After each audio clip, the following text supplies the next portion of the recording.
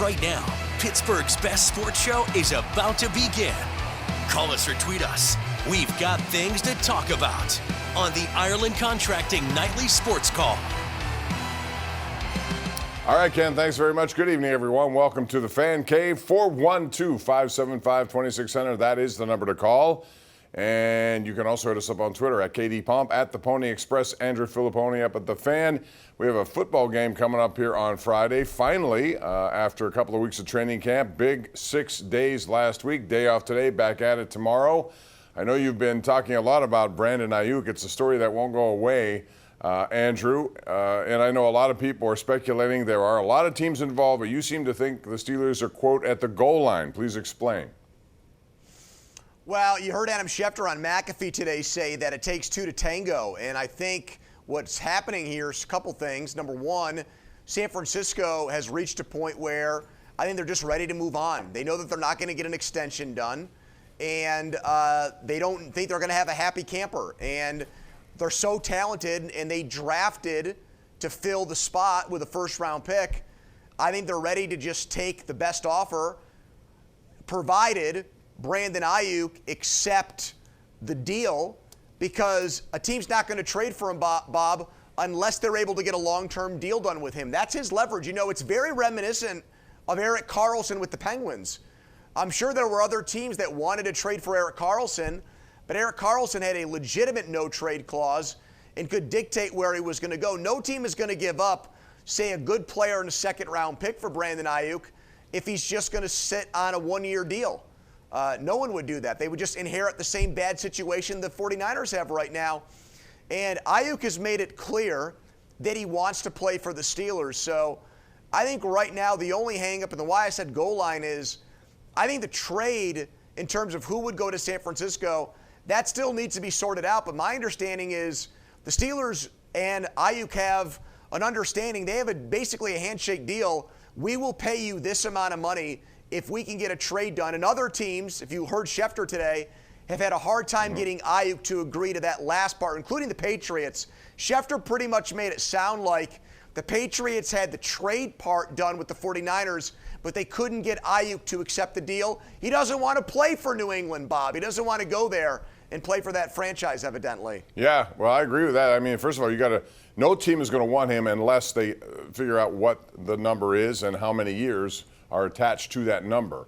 So he is a hold-in officially at San Francisco. We'll see how this progresses, but it's the story that's been out there for about 5 months. And Bob, but it's I heard he'll getting to take the less point. to play here. I heard he'd take a little bit less, not like a huge discount. What's less? Because he wants $30 million. But how much is less than that? Yeah, I heard like 28. I heard he'd take a $2 million discount to come play here. It's interesting because that's fine, and you're bringing a very talented guy in here, but they also have some other salary ramifications here this year. They're trying to figure out something with Hayward. They may want to get Freiermuth done, and then you go into next year, Andrew, and then you have two quarterbacks. Who knows what they're going to command if they have good years? 1, 2, both, whatever. At this point, they're getting off pretty much scot-free, which would make a deal like this seem more possible here because of the little amount of money they're playing their quarterbacks.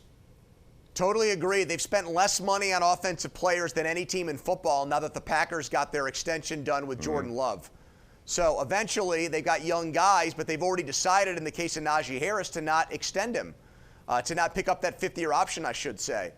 Pat Freiermuth, there was a lot of talk I had heard he was going to get a deal done when he showed up on Latrobe, that before they put the pads on, they wanted to have something done with him. Maybe that got tied up, Bob, or put on hold because they're trying to see what happens with Ayuk, and then that domino will fall once this gets sorted out. But from what I heard tonight, the only thing that is going to keep this deal from happening is if San Francisco gets cold feet.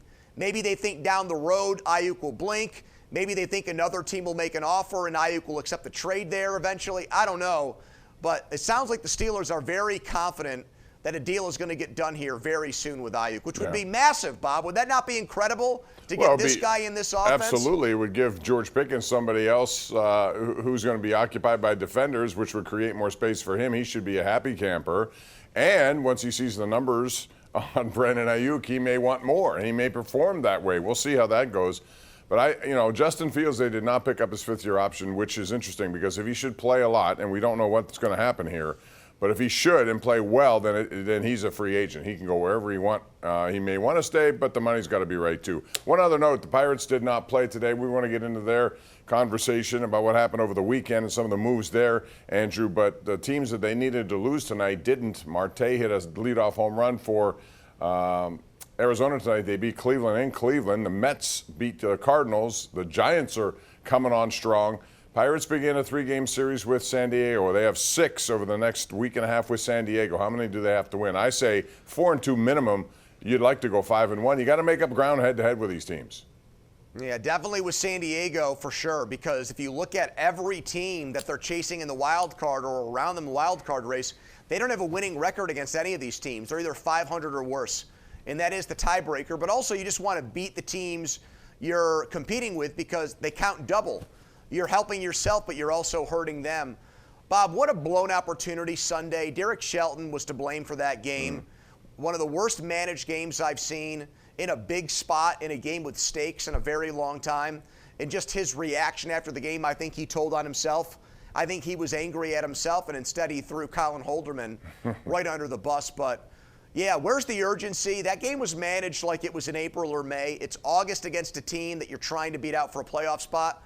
And it sounds like, and you can correct me if I'm wrong, is the same thing going to happen in the San Diego series where they're not going to bring Keller back on Thursday? Well, they shouldn't. Keller should be pitching in that game. Absolutely. You don't think so? No, I do. I think they should. It would be his normal day. I mean, he's a veteran. He's been around here. And sooner or later, you got to forget about saving arms. You just, Beeks is, we got to go to a break. I'm way over here. But he's up, and if he's up and he eventually gets into the game, why wasn't he in the game to face Jock Peterson? That was the biggest question, or Chapman, or one of the two. We got to go to a break. 412-575-2600. This is the Ireland Contracting Nightly Sports Call. We're live on KDKA Plus and 93.7 The Fan.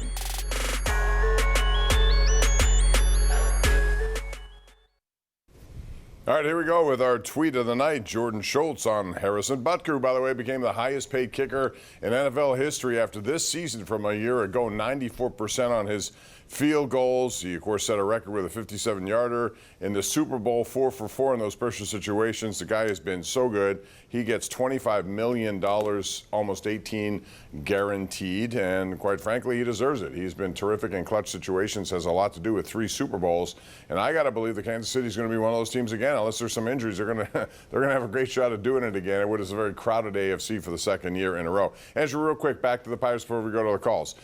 Beeks is up, should have used him. They did use him, but they waited. I didn't understand the logic there. You could tell Holderman has struggled recently. If you look at the numbers, they jump out of the screen. I don't know what his issue is, but he's not locating, and that was clear before he ever got to Jock Peterson. There's no law that says you can't go out there and take him out in favor of a lefty-lefty. I understand they have to face 3 batters, but the game's on the line at that point. I would have had Beeks start the 7th, and then I would have pitched Chapman in the 8th and Bednar in the 9th. I don't care that Chapman pitched on Friday and Saturday. When Keller had to be, when that game ended Saturday, or the rain came Saturday, and Keller couldn't go deep into the game, you needed to rely on your bullpen more. But I would have told everybody if I'm Shelton after that game, look, we need to win this series. Tomorrow is an all-hands-on-deck day because we're off Monday. So unless you have an injury, I expect you to be available for tomorrow's game. And so the Diamondbacks are all lefties and switch hitters. Beeks would have been my 7th inning guy, Chapman in the 8th, and then Bednar to lock it down in the 9th. And I feel like if they do that, they win the game, Bob. The not going to Holderman thing was bad. Going to Beeks the next inning made it look even worse because then you knew he was available and could pitch.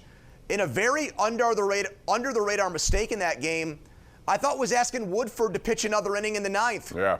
I would have come back with Bednar warmed up to pitch the 10th. Let him pitch the 9th inning there, keep it a 1-run game, and then you would have been able to tie it in the bottom of the inning, and you're playing extra innings with Chapman still available. So yeah. I just thought Derek Shelton made a mess of that game 6 ways to Sunday. They had the lead in all 3 of those games late into the game, and they lost 2 of the 3. All right, let's go to our number 1 Cochrane Go on better caller of the night, and that would be Jim in Peters Township. Hey, Jim, what's up? Okay, let me tell you this. I don't know if you guys ever pitched, but from 1960 to 1969, I pitched 9 no-hitters between Little League, Pony League, Congratulations to you. Yeah, well, that's only between. I didn't play majors because I turned my rotator cuff. But let me just say that. All right, your point. When you're a pitcher, you have to warm up. You're warming up in the bullpen. You're warming up 20, 30 pitches. Then you pitch when you're young in your career, Keller, last year, his first full year, his arm was slow. Keynes is his first full year. You can't blow a guy out because he was going to play. He was in the Air Force. He was an outfielder. And then I forget where he went on. But they're taking their time with him, Jim. The bottom line is, I'm not talking about that. I'm talking about relievers coming into games, Andrew, when they pitch 6 or 8 pitches, and then Beeks pitched a lot. There's no reason to think he couldn't pitch a lot. And you're at the point of the season where I'm not worried so much about those guys' arms. I'm really not. Bob, I'm trying to win games now. Why do they acquire Beeks? He's on the last year of his deal. He's a rental. Why would you worry about his arm for somebody else next year? Use him up. Go the old Willie Parker route, like Tomlin said. Ride him till the wheels fall off. Get your money's worth over the next 2 months. He's there. They're all lefties. Corbin Carroll. Marte's a switch hitter. Peterson coming up. When that lineup card flipped over, use the lefty there. Don't even bring Holderman in and let him walk the guy and turn the inning into a complete disaster. Start clean with the dude who's a better pitcher right now. Beeks is better than Holderman. Holderman doesn't have it right now, Bob. He did in May. He doesn't in August. No. And the other thing is they've wasted 5 of the 14 Paul Skeens starts. So when you do that, you're really putting yourself in a bad situation. Let's go to Steve in Johannesburg. What's up, Steve? Yeah, Bob, it's a pleasure to talk to you and Pony. Thank you. Yes, sir. Thank you, Steve. First off, Bob, there was Stan Savran. Second off, in my humble opinion, there was Ron Cook, and now there's Bob Pompeani. I just think you do a fantastic Well, thank job. you. Those are great guys to be associated with. Miss both of them. Ron's in retirement. Of course, Stan is gone and miss him every day. But, man, thank you. Go ahead. Yes, sir. I'd like to talk about Pony. Excuse me. I'm sorry. You can talk about Pony. Sure. I'm right here. I'm all ears, Steve. I don't think we need about the Pirates. I don't think we need more hitting. I don't think we need more pitching. I think we need a new manager. He's doesn't have a baseball IQ at all, and the definition of insanity is to do the same thing over and over and over and expect to get different results. Well, Steve, I'll tell you this. I disagree with that. I think he's a very smart man. I think he could use some help in his dugout with some more veteran guys who've been through this maybe. And I know they have people in there who have been through it, but I'm talking about even more. You see coaching staffs now have grown. Maybe that'll help him. I'm not sure if, feedback's good. I just still think he doesn't have enough hitting, period. I think there are guys in their system who you expect to come up. You can't blame everything on the manager.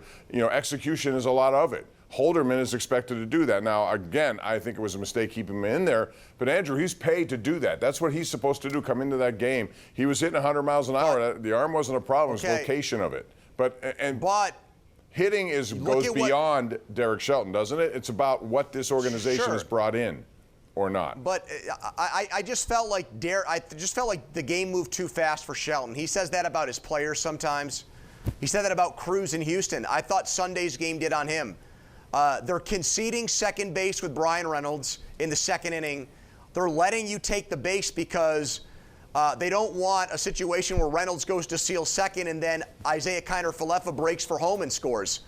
So if he gets to second base on the first or second pitch, O'Neal Cruz doesn't hit into a double play. So you've got that for you. Now all of a sudden, instead of 4-0, you might be up 5-0, 6-0 after that inning. I think most managers would have recognized that and taken advantage of it. No, I agree. In that situation, I agree. I didn't like the bunt either, Bob, because even though it gets 2 guys in scoring position, it takes the bat out of a 290 hitter's hands who had a double and a triple in that game. Plus, I am convinced the same way the Pirates pitched around Alvarez in Houston, I think Lovullo would have just walked Reynolds and you would have had bases loaded for Cruz and De La Cruz. You would have been in the same situation, my opinion there. So I hated that bunt. Why concede an out when you only have 3 left at that point in the game? Well, that's a debatable point. There's no question about it. But bunts are a dying breed, and only a few people can do it. Have you seen them try to get bunts down? Exactly. They can't bunt anymore. Well, I've seen Arizona. Arizona leads the National League in bunts, successful bunts. So they know how to do it, and they've done it to their advantage. Real quick, let's go to David in Finleyville. David, how you doing? How you doing, Bob? Thanks for taking my call. Hey, I Dave. got a question for Bob, for yourself, and Andrew.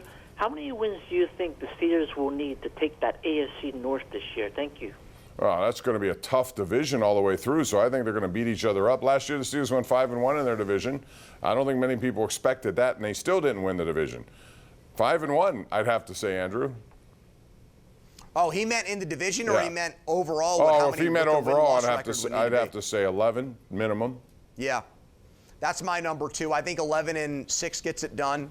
I think 10-7, you need to have great tiebreakers in order for it to happen. I've got right now Cincinnati ahead of them, and I've got Baltimore barely ahead of them, but that could change when this Ayuk thing gets done. I've got Cleveland in last place, Bob. I think the Browns are going to go from making the playoffs to last, and I think Stefanski is going to get fired there at the end of the year. All right, real quick, Bill in Turtle Creek. Go ahead, Bill, make it quick. Yeah, I just want to talk about Sheldon and the Pirates management. Okay. They're doing their same routine again. They're just trying to lose games and have to get the first pick or whatever. No, first of all, they were in these games to win. There's so many games they could have won. They're not going out there doing that. They're executing badly and poor decisions. This is a week after Derek Shelton, I thought, had probably his best game as a manager, Andrew. So I agree, Bob. What are you going to do? They don't have enough firepower. I don't think they're ready for this yet. They're going to be ready, I would think, next year. But they got to go out in the offseason and bring in some bats. No question about it. However you get them. Well, and I think Arizona's got a guy who's hurt right now, Christian Walker. He's really good. Who would be perfect. He's a free agent. He's from Pennsylvania. He's a big run producer. So that would be the type of Russell Martin move like they did 10 years ago to get him over the top. That's a guy at a position of need. You spend the money on him, $18, $20 million a year. Then you've got a real complete lineup, Bob, with somebody like him. We're due for a break. We'll take it. Come back with more. It's the Ireland Contracting Nightly Sports Call right here. Simulcast on KDKA Plus and 93.7 The Fan.